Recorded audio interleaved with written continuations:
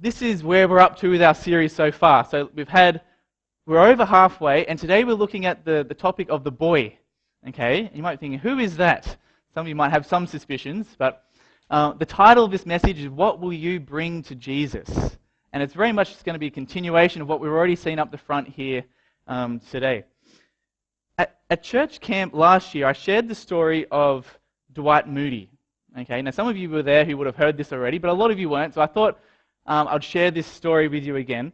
Dwight Moody was one of the great evangelists of the 19th century. He began his life from very humble beginnings. His father was a bricklayer, and at the age of only 4, his father passed away, and that left his mother, who was pregnant with twins, to look after the family, and adding those two to the family, that was 9 kids that she had to look after. So this was a family of very real struggle and challenging circumstances that they had. Dwight Moody, he attended school, but he didn't get more than about a 5th grade worth of education. And at the age of 17, he left school and he went and worked with his uncle in a shop selling shoes. He was a hard, enthusiastic worker, and he really excelled in this role of making and selling these shoes. Now soon he moved to Chicago, and at Chicago he had the dream of amassing a great wealth, a great fortune for himself. He wanted to make $100,000, which in the 19th century was an awful lot of money, and this was his great ambition in life. Now around the same time, Dwight Moody had started to attend church. His uncle said that he can come and work with him as long as he goes along with him to church as well. So Dwight Moody started going along to church, and it was at Sunday school at that church where he discovered the love of God, and he had this very genuine conversion experience. Now, it slowly dawned on him that he has one part of his life is following Jesus and wanting to serve him, but it started to dawn upon him that there was a bit of a conflict between his desire to spend all his time and energy amassing this great fortune for himself and his desire to serve God. And he realized that he needed to really focus on the serving God aspect of it. So he left his business and he started a Sunday school in the slums of Chicago, helping some of the very poorest people of the community in social work as well as teaching them about Jesus. Now, this Sunday school blossomed into a church, and he was very innovative in the way that he got people to come along. For adults, he ran English classes, and that's how he got adults to be connected with his church. And for the kids, he offered them candy and pony rides. And together, that was the perfect combination. He had many kids coming along to him to get those candy and pony rides at this church of his.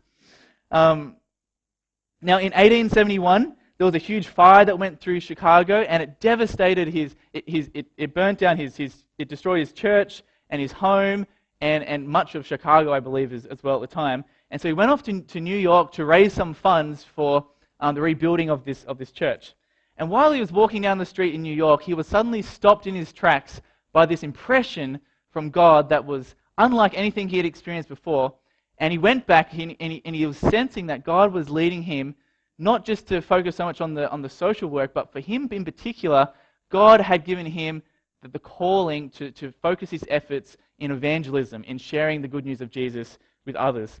So he got back to Chicago, and his new vision was the evangelism of the world in this generation. Isn't that a great vision? The evangelism of the world in this generation. Now he continued to innovate. He perfected the art of evangelism, door knocking, the way he fundraised through businesses. He would have a gospel soloist who would come up and lead out in his programs. Large central halls in towns that he went to, he really perfected the art. And for example, in one time in Chicago, the city decided to run a fair on Sunday. And for them, that was their Sabbath. And some of the leaders, other church leaders, wanted to boycott this fair. And he said, no, let's instead, this was his words, let us open so many preaching places and present the gospel so attractively that people will want to come and hear it. So he competed with the fair. And as a result of that, in one single day, 130,000 people listened to the preaching events that took place around in Chicago in one day. Now, he went on to be a famous preacher throughout Europe and America, and it's estimated that throughout his lifetime that over 100 million people heard Dwight Moody preach. And you think this is before the internet, before TV, before all those things. This is 100 million people literally sitting there and listening to this man. Now, the thing that stands out to me, the thing that really stood out to me as I went through and I researched Dwight Moody's story was how unlikely of a person he was to have this sort of success. Let me share with you. So when he first was converted at the church he went to during Sunday school, this was his Sunday school teacher's reflections on Dwight Moody at that time. The person said, "I think that the committee of the Mount Vernon Church seldom met an applicant for membership more unlikely ever to become a Christian of clear and decided views of gospel truth, still less to fill any extended sphere of public usefulness." How's that for an encouraging Sabbath Sunday school teacher? And this wasn't the only person that tried to discourage Dwight Moody. When he first rose to preach, so he'd hired a hall and... it was during prayer meeting. So having prayer meeting, the first time he got up the front to preach. This is what one of the deacons, and we've just ordained our deacons and deaconesses. Let's hope this never happens from them. This is what someone said to Dwight Moody. "In my opinion, you would best serve God by keeping still." Not very encouraging. Now, after he became a famous evangelist, this is what Dwight Moody had to say about himself. He said, "I know perfectly well that wherever I go and preach, there are many better preachers than I am. All that I can say about it is that the Lord uses me." Okay? All that I can say is that the Lord uses me. Now, my favorite story was when, in his very early days, he had hired a hall and he had filled the pews with people ready to hear Dwight Moody preach. And early on, and a critic came up to him, he commended his zeal, but he told him that he needed to realize his limitations and he needed to not attempt to speak in public. The critic said, "You make too many mistakes in grammar." And I loved Dwight's response. Dwight replied, "I know I make mistakes and I lack a great many things, but I'm doing the best with what..." Sorry, I should say got there. Sorry. The best I've got. "I'm doing the best with what I've got." The critic said, don't get too distracted by that. This is the point here. And then Dwight Moody paused and looked at the man searchingly and said, "Look here, friend, you've got grammar enough. What are you doing with it for your master?" Okay, what a great answer that was. What are you doing with it for your master? I remind you of our question we're looking at. What will you bring to Jesus? What will you bring to Jesus? For Dwight Moody, he brought his 5th grade education. He brought his poor grammar. He brought his time, his enthusiasm, his energy, his life. He brought his whole life to Jesus, and it changed the world for so many people. What will you bring to Jesus? When we bring what we have to Jesus, when we lay it down at his feet, seeking his blessing, incredible things will happen. Turn with me in your Bibles to Mark chapter 6. Mark chapter 6.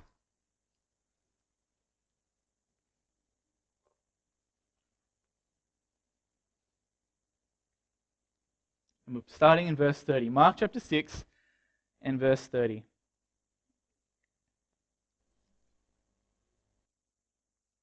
It says, "The apostles returned to Jesus and told him all that they had done and taught. And he said to them, 'Come away by yourselves to a desolate place and rest a while, for many were coming and going, and they had no leisure even to eat. And they went away in the boat to a desolate place by themselves.'" So here we see the 12 disciples have been sent out to preach, and they come back, they have all these stories, but they're tired. And also at the same time as well, Jesus has just found out that John the Baptist has had his head chopped off. Okay, so there's a lot of very emotional things that are taking place here. And Jesus says, "Let's get aside and let's rest for a while." But we're working at a pace that if we continue at this, we're not even able to eat at the moment. We need to have some time to rest and to recover so we don't burn out. Verse 33. Now many saw them going and recognized them, and they ran there on foot from all the towns and got there ahead of them. When he went ashore, he saw a great crowd, and he had compassion on them because they were like sheep without a shepherd, and he began to teach them many things. So here's this situation. Jesus is trying to get by himself, and he hops in the boat with his disciples, goes across the Sea of Galilee, and what does everyone else do? They start running, and they run all the way around the outside. Maybe some of them got on boats, I'm not sure, and then they followed him. But Jesus, he gets to the other side, and it reads as if they get there, and they're like, when will we ever get a break? Okay, there's these people here, but Jesus, it says that he had compassion on them. And the awesome thing about Jesus is he always has time for us. No matter what we're going through, if we have a problem, we want to bring it to Jesus, he will never turn us away. He always has time for us. Verse 35. And when it grew late, his disciples came to him and said, "This is a desolate place, and the hour is now late. Send them away to go into the surrounding countryside and villages and buy themselves something to eat." But he answered them, "You give them something to eat." I think there's something humorous about in this story. Later on, we're going to read that there was 5,000 men in this crowd. If you include the women, there's probably something like 20,000 people here. And the disciples, remember, they're tired, they're exhausted, and they look out at the crowd there and they say, these people are exhausted. They came running over here. They didn't even prepare anything. They just came straight here. They're hungry. Jesus, let's send them away to go and get some food and to take care of themselves. And Jesus says, "You give them something to eat." What a ridiculous thing for Jesus to ask them to do. How will they ever do this? Verse 37. But he answered them, "You give them something to eat." And they said to him, "Shall we go and buy 200 denarii worth of food and give them to eat?" And he said to them, and another way of saying, Jesus, what you're asking is impossible. There's no way we could possibly feed all of these people. Verse 38, and he said to them, "How many loaves do you have? Go and see." And when they had found out, they said, 5 and 2 fish. Then he commanded them all to sit down in groups on the green grass. So they sat down in groups by hundreds and by 50s. And taking the 5 loaves and the 2 fish, he looked up to heaven and said a blessing and broke the loaves and gave them to the disciples and set them before the people. And he divided the 2 fish among them all. And they all ate and were satisfied. And they took up 12 baskets full of broken pieces and of the fish. And those who ate the loaves were 5,000 men.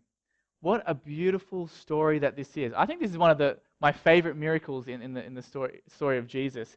And it shows that no matter what need that we have, Jesus has compassion on us, and Jesus is here to help us with whatever situation that we find ourselves in. Now, I want to remind you that the question we're looking at is, what will you bring to Jesus? And I want to point out that in this story, the people bring 5 different things to Jesus. Okay, 5 different things. The first thing is this. They brought themselves to Jesus. I love their passion. It was a long distance to the other side of the lake. They don't bother to prepare. And in fact, it was almost rude of them. Jesus is trying to get by themselves, and they just don't even care. They're saying, we're just going to put ourselves in front of Jesus because we want a blessing from Jesus. They brought themselves to Jesus. And the first thing that we learn from here is that we need to bring ourselves to Jesus. Continually, we need to come to him and to seek that blessing from him. Number 1. Number 2, they brought their sick to Jesus. Now, in our church, there's a lot of sickness. And ever since I've been here, there's always been a selection of people that are going through sickness, and all of us know people that are sick. And in this story, the people came to Jesus and they brought their sick to him. Let's never stop bringing our sick to Jesus. Jesus has compassion upon sick people, people who are struggling with illness. And remember, Jesus gets there, he's tired, he's wanting to get by himself, he gets to the other side of the lake, and he looks out on these sick people, and his heart is moved with compassion. They brought their sick to Jesus. Number 3, they brought their challenge to Jesus. Now, at first they didn't bring it to Jesus. The disciples said, send the people away so they can find food for themselves. And Jesus had to sort of work with them, but eventually they brought their challenge to Jesus. 200 denarii wouldn't even feed these people. What's the solution, Jesus? What's the solution to our challenge? And Jesus was able to be the solution to that challenge. And as a church, we have a lot of challenges that we face. We have things like our building project. That's a challenge. But I'd like to suggest that our building challenge is actually a very small compared to the greater challenge that we have. And the challenge that we have is found in Revelation 14, verse 6, where it says, "Then I saw another angel flying directly overhead with an eternal gospel to proclaim to those who dwell on earth, to every nation and tribe and language and people." This is the challenge that God has given to us. And if we were to go through this whole church and count up all of the gifts, all of the talents, all of the time, all of the skills, and the time that we have to put into this mission of sharing the gospel with our, even just our Central Coast community, and then we are to go around and count all the people up in our community, I tell you what, I think that the situation is a little bit like what we see in this story. Here they are, 5 loaves, 2 fish. They look out at this great crowd of people and they say, what is this for the size of challenge that lies before us? And I'd like to suggest that this is the same situation that we're in as well. We are insufficient for the task that God has given us to go and to preach the everlasting gospel to every nation, tribe, language, and people. But Jesus says, bring your challenge to me. Bring it to me, because with my blessing, we can feed the multitudes. And not just physical bread, but the bread of life, Jesus himself. Number 4, they brought their resources to Jesus. It must have felt so foolish for them to come to Jesus with this great crowd and say, here we go, we've got 5 loaves and 2 fish. It must have felt absolutely foolish. But they did it in obedience to Jesus, who asked them to do so. And really, it was the boy who brought his fish. In John chapter 6, it says, there is a boy here who has 5 barley loaves and 2 fish, but what are they about for so many? It seemed like an absolutely impossible task. But Jesus doesn't ask us to bring everything required for the task. He simply asks us to bring what we have. And they brought what they have, and what we have with Jesus' blessing is enough for the mission that he has set before us. And I believe the greatest faith is required by not by those who have a huge abundance of resources, but the greatest faith is those who have a little amount of resource, and yet they still bring it to Jesus and say, Jesus, I've only got a little, but I want to be a part of the mission that you've given us, and I want to bring this to you, and I'm seeking your blessing as well. Now, this story reminds me, this whole idea of bringing what you have, your limited resources, reminds me of a couple other stories. I think of Moses. Moses was asked, with the burning bush story, Moses was said, go to Pharaoh and tell him to let my people go.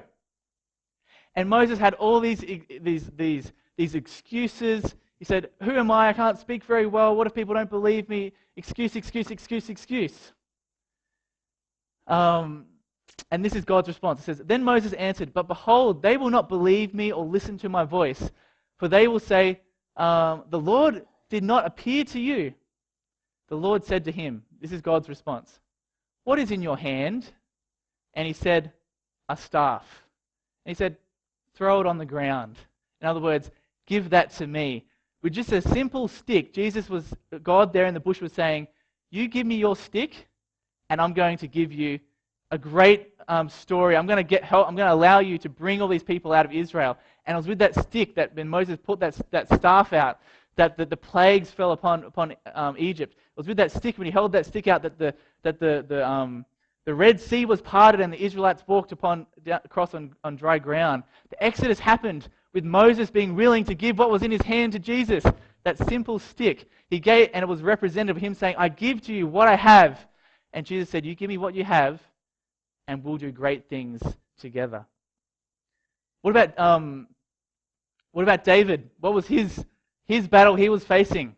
It was Goliath, this gigantic soldier with this incredibly heavy armor and sword and javelin. And it says in 1 Samuel 17, verse 14, then he took his staff in his hand, and he chose 5 smooth stones from the brook and put them in his shepherd's pouch. His sling was in his hand, and he approached the Philistine. Little David didn't have very much, but he brought what he had to Jesus. And I love his words of what he said to Goliath. It says Then David said to the Philistine, "You come to me with a sword and with a spear and with a javelin, but I come to you in the name of the Lord of hosts, the God of the armies of Israel, whom you have defied." He didn't have much, but he brought to Jesus what he had. And with the blessing of God, he was able to kill Goliath. God doesn't want us to bring lots. He simply wants us to bring what we have. Point number 5, they brought others to Jesus. Now, the person that really comes to mind here is the character of Andrew. Now, I did a little bit of research, and the story of Andrew, I find Andrew doing something in the Gospels 3 times. Okay? 3 times we find Andrew, apart from times when he's just listed amongst the rest of the disciples, where he actually did things in of his own accord. I found 3 situations, and all 3 of them involve him bringing someone to Jesus. Number 1, John chapter 12, verse 20 to 22, it says, "Now among those who went up to worship at the feast were some Greeks. So these came to Philip, who was from Bethsaida in Galilee, and asked him, 'Sir, we wish to see Jesus.' Philip," now remember, these were Gentiles. Philip went and told Andrew. Andrew and Philip went and told Jesus. So Philip's like, "Should we bring these people to Jesus?" Andrew's like, "Let's bring them. Let's bring them to Jesus." The second one, John 1, verse 40 to 42. And I've mentioned this before. One of the 2 who heard John speak and followed Jesus was Andrew, Simon Peter's brother. He first found his own brother Simon and said to him, "We have found the Messiah," which means Christ, and he brought him to Jesus. And the third time is the one in our story here, John chapter 6. One of his disciples, Andrew, Simon Peter's brother, said to him, "There is a boy here who has 5 barley loaves and 2 fish, but what are they among so many?" Andrew was a man who brought people to Jesus, and because of his willingness to bring people to Jesus, we see this great miracle that takes place on this day. So what will you bring to Jesus? They brought themselves to Jesus. They brought their sick to Jesus. They brought their challenge to Jesus. They brought their resources to Jesus, and they brought others to Jesus, and we see this incredible thing that takes place. So my challenge to you is, what will you bring to Jesus? And we're going to finish with a bit of an appeal here. We've got this table up the front, and this table is going to be the place where we bring what we have to Jesus. Now, to start with, I've got on here the cards for the Beautiful God series. For me, I'm the presenter of this series, and as a church, I want to give this to Jesus. I want to give this task to Jesus. So I'm placing this on this table. Now, there's a few other things I have behind the side here. I'm going to grab them and bring them out. And these are representative types of things that people would bring to Jesus based off what we've just looked at. So, number 1, I have a picture of myself in grade 5. Okay? Now, this represents Dwight Moody. He only had a 5th grade education, but he said, "You know what? I'm going to bring that to Jesus." So I'm going to place that here on the table. Secondly, we have some bread. Simple amount of bread. But for this little boy, he said, "You know what? I'm going to bring my bread to Jesus," and we saw amazing things take place. What do you think this one is? Okay, I'm sure Moses' staff looked a bit nicer than this one, but Moses said, "I'm going to give my staff to Jesus. I'm going to give my identity, everything I am, I'm going to give myself to Jesus." And we have the whole story of the Old Testament, the Exodus, incredible things that happen. And here we have, I bought this in Israel, the little sling that David had. There's nothing in it, Megan, you don't have to be too scared there. This is a little sling here, and this for David, he said, "I only have a sling, but I give it to Jesus." And great things took place.